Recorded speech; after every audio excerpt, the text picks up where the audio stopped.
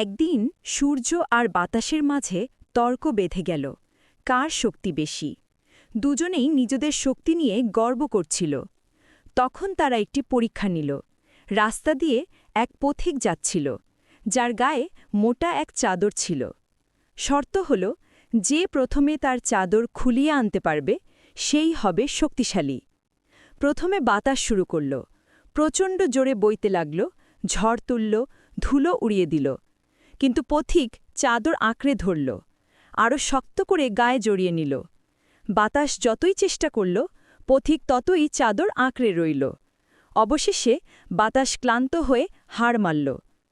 তারপর সূর্য নরম আলো ছড়াল। ধীরে ধীরে চারপাশ উষ্ণ হল, গরম লাগতে শুরু করল।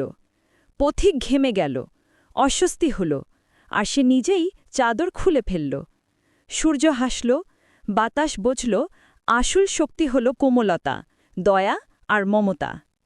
শিক্ষা ইসলামে শেখানো হয়েছে, নরম ব্যবহার ও দয়ার মাধ্যমে মানুষের হৃদয় জয় করা যায়, কঠোরতা দিয়ে নয়। আল্লাহ দয়ালু বান্দাকে বেশি ভালোবাসেন।